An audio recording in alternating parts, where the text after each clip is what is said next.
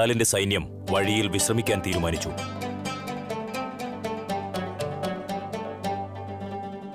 ഷഹൻഷാ, എനിക്ക് അങ്ങയുടെ ഒരു കാര്യം പറയാനുണ്ട്.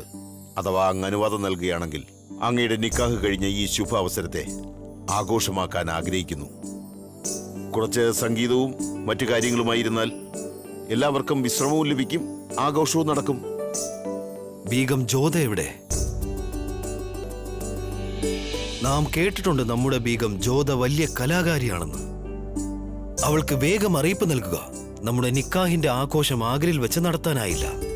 പക്ഷെ ഈ ശുഭാവസരത്തിൽ ഒരു ഷഹൻഷായുടെ ബീഗത്തിന്റെ മാധുര്യമുള്ള ശബ്ദം കേൾക്കാൻ ആഗ്രഹിക്കുന്നുവെന്ന്.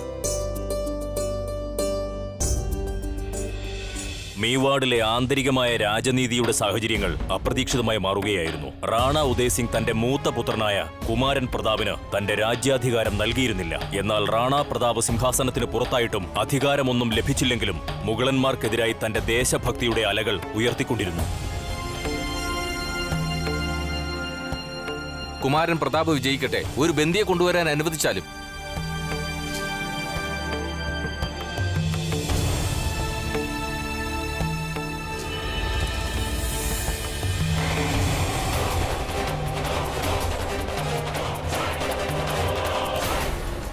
ഇയാളെ ഇവിടെ കൊണ്ടുവന്നത് എന്തിനാണ്? കുമാരൻ സുജാമൽ അമീറിനെതിരായി മുഗളന്മാരോടൊപ്പം നിന്നു. കുമാര അവിടെ ചുറ്റിത്തിരിയുന്നതിനിടയിലാണ് പിടിക്കപ്പെട്ടത്.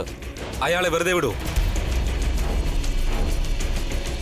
മുഗളന്മാരോടൊപ്പം കൈകോർക്കുന്ന ദേശദ്രോഹികളെ മേവാറിൽ സ്വാഗതം ചെയ്യാറില്ല, പകരം വധിക്കുകയാണ് ചെയ്യാറ്. എന്നാൽ നാം നിന്നെ വെറുതെ വിടുന്നു. പൊയ്ക്കോളൂ. പക്ഷെ ഇനി ഒരിക്കലും നമ്മുടെ അതിര് കടന്നു വരാൻ പാടില്ല. വധിക്കുന്നത് നിങ്ങളുടെ പാരമ്പര്യമാണെങ്കിൽ പിന്നെ നമ്മെ എന്തിനു വെറുതെ വിടണം? നിങ്ങളെ വധിച്ചാൽ അത് നിങ്ങളോട് കാണിക്കുന്ന ദയയായി മാറും. മരണത്തോടെ എല്ലാം ഇല്ലാതാകുന്നു. സുജാമൽ എന്ന ദേശദ്രോഹി കാരണം ആമീറിന്റെ രാജകുമാരിക്ക് ഒരു മുഗളനെ വിവാഹം ചെയ്യേണ്ടി വന്നു എന്നത് വിസ്മരിക്കപ്പെടാം. നിങ്ങൾ ജീവിച്ചിരിക്കുന്നതാണ് നിങ്ങൾക്കുള്ള ശിക്ഷ. നിങ്ങളുടെ അന്ത്യം വരെ നിങ്ങൾ ഇത് ഓർമ്മിച്ചുകൊണ്ടേയിരിക്കും. നിങ്ങൾ കാരണമാണ് ഞങ്ങൾ രജപുത്രന്മാർക്ക് ഞങ്ങളുടെ ശിരത്ത് താഴ്ത്തേണ്ടി വന്നത്. നിങ്ങൾ കാരണമാണ് നമ്മുടെ മണ്ണ് കളങ്കപ്പെട്ടത്. പ്രജകളുടെ പുലമ്പൽ നിങ്ങളുടെ ചെവികളെ അസ്വസ്ഥമാക്കും. അവരുടെ ദൃഷ്ടി നിങ്ങളുടെ മനസ്സിനെ ഛേദിക്കും.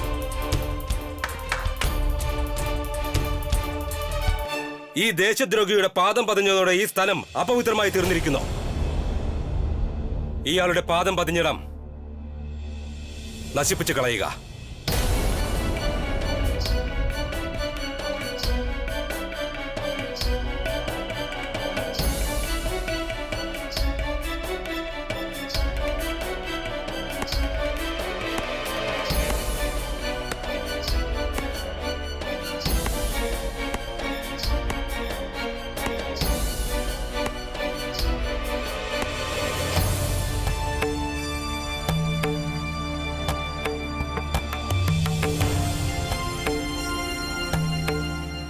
ഈ സ്ഥലം നോക്കൂ സുജാമൽ.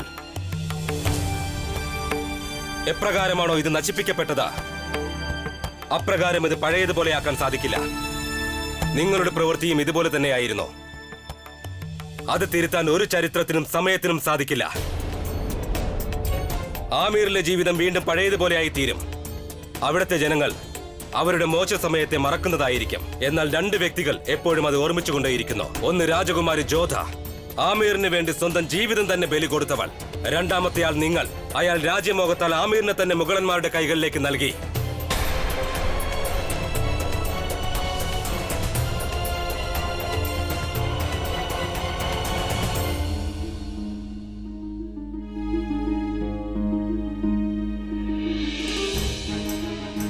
ആദ്യമായ ഇങ്ങനെ സംഭവിക്കുന്നത്, ഷെൻഷായെ ഇത്തരത്തിൽ അപമാനിക്കുന്നത്. അതെ, അതും നിക്കാഹ് കഴിഞ്ഞതിന്റെ ആദ്യ രാത്രിയിൽ തന്നെ.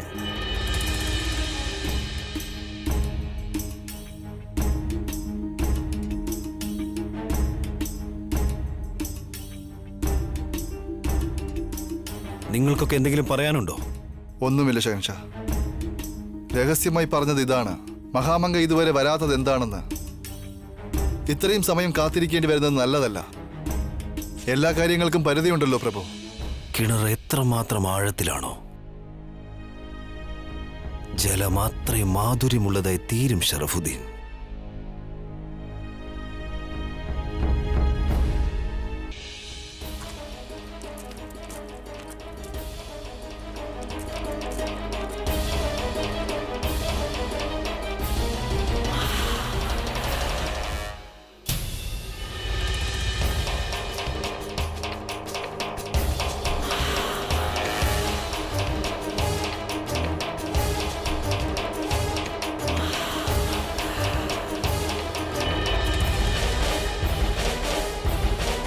ഷെൻഷായ്ക്ക് ഒരുപാട് സമയം കാത്തിരിക്കേണ്ടി വന്നു.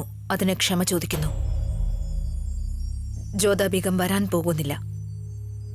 എന്നുവെച്ചാൽ ബീഗം വരുന്നില്ലെന്ന് തന്നെ ഉറപ്പിച്ചു പറഞ്ഞു.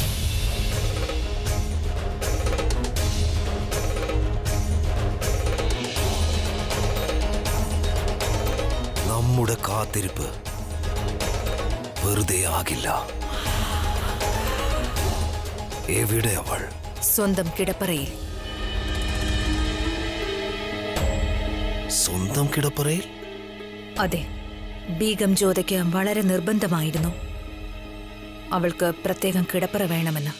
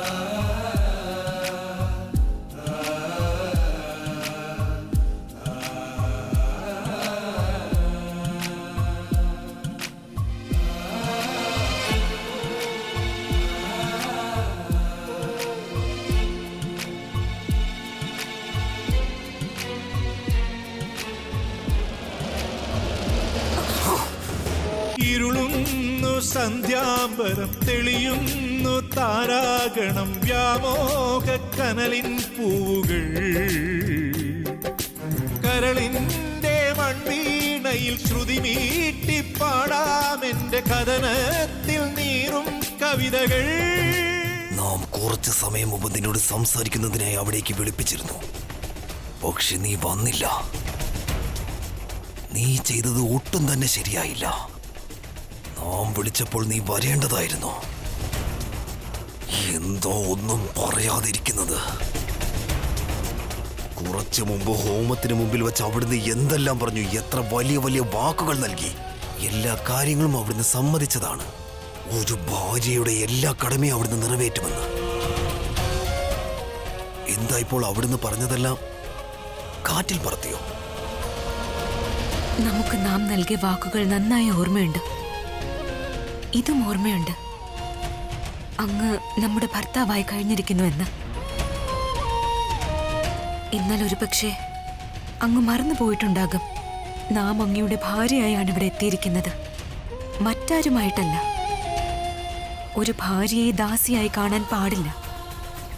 പിന്നെ അവളിൽ ബലപ്രയോഗം നടത്താനുള്ള അധികാരവും അദ്ദേഹത്തിനില്ല. നമ്മുടെ സപ്തപതി വചനത്തിലും അങ്ങേക്ക് നമ്മിൽ ഇങ്ങനെ ബലം പ്രയോഗിക്കാനുള്ള അധികാരവും നൽകുന്നില്ല. ഏതൊരു ഭർത്താവിനും അയാളുടെ അധികാരങ്ങളെക്കാൾ അധികമായി അയാളുടെ ഭാര്യയുടെ മാനവും അഭിമാനവുമാണ് വലുത്. അതിമനോഹരം. നാം ഇവിടെ അവിടുന്നിനടുത്ത് വന്നത് നമ്മുടെ പരിഭവമായാണ്. എന്നാൽ അവിടുന്ന് നാം കുറ്റവാളിയാണെന്ന് തെളിയിച്ചു.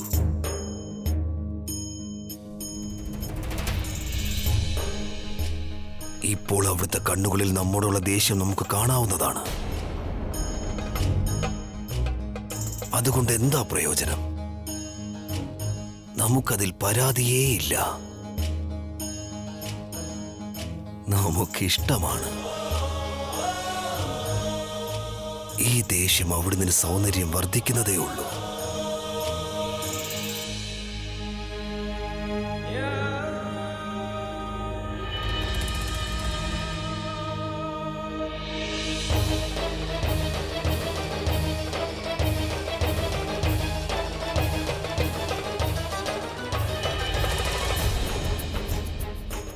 അവിടുത്തേക്ക് സ്വന്തം സംരക്ഷണത്തിനായി ആയുധത്തിന്റെ ആവശ്യമൊന്നുമില്ല. കാരണം നാം ഉള്ളപ്പോൾ അവിടുത്തേക്ക് ഒന്നിനെക്കുറിച്ചും ഭയമുണ്ടാകാൻ പാടില്ല. ഇനി ഉണ്ടാകാനും പോകുന്നില്ല. അവിടുന്ന് എല്ലാ ആപത്തിൽ നിന്നും രക്ഷിക്കാനായി നാം ഇവിടെ ജീവനോടെ ഉണ്ട്. എന്നാൽ നമ്മിൽ നിന്നും അവിടുന്ന് രക്ഷിക്കാൻ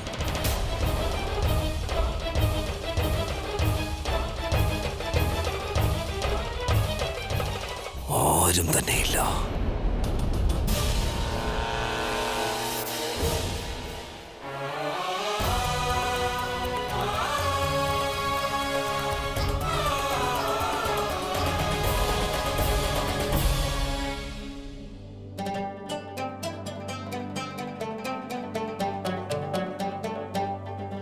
എന്റെ പടച്ചോനെ, ഷെഹൻഷായുടെ കയ്യിൽ മുറിവോ? എനിക്ക് തോന്നുന്നു ജോധ ബീഗം ഷെഹൻഷായെ ആക്രമിച്ചെന്ന്.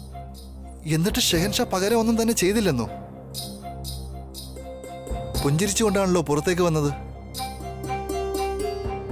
ചിലപ്പോഴൊക്കെ ഷെഹൻഷായുടെ ചെയ്തികൾ മനസ്സിലാക്കാവുന്നതിന് അപ്പുറമാണ്.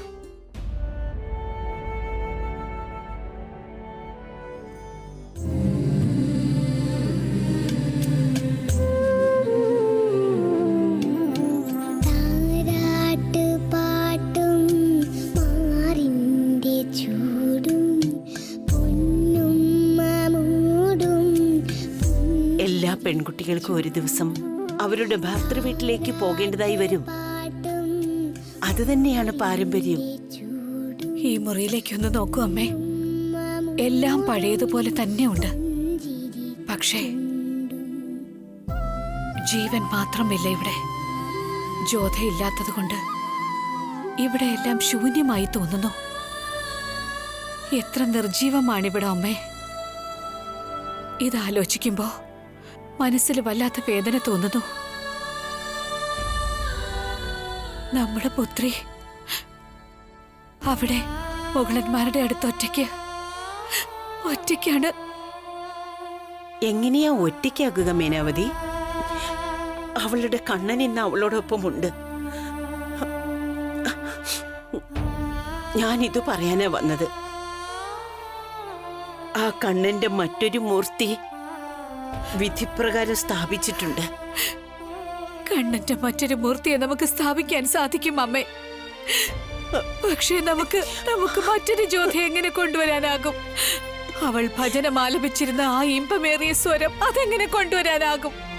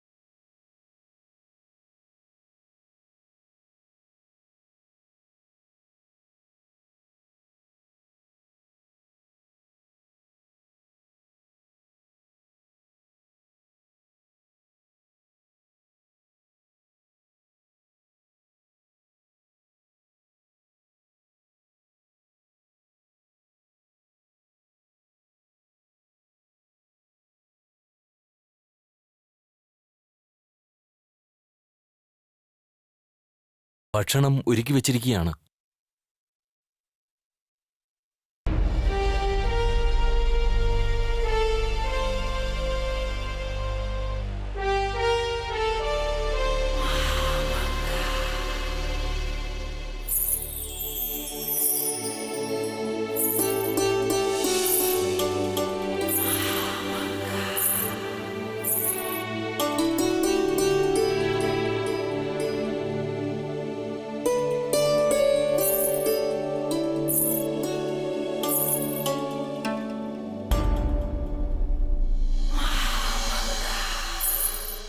ജോധാ ബീഗം അവിടുന്ന് ഷെഹൻഷായുടെ അടുത്താണ് ഇരിക്കേണ്ടത്.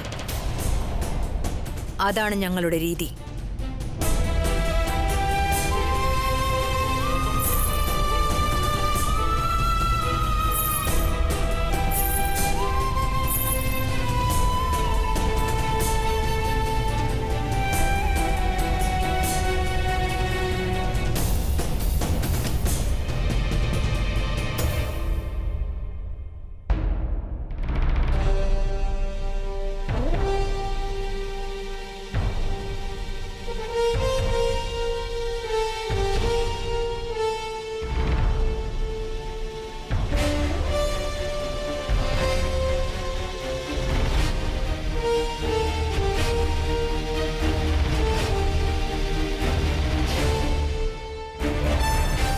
ഷെൻഷാ,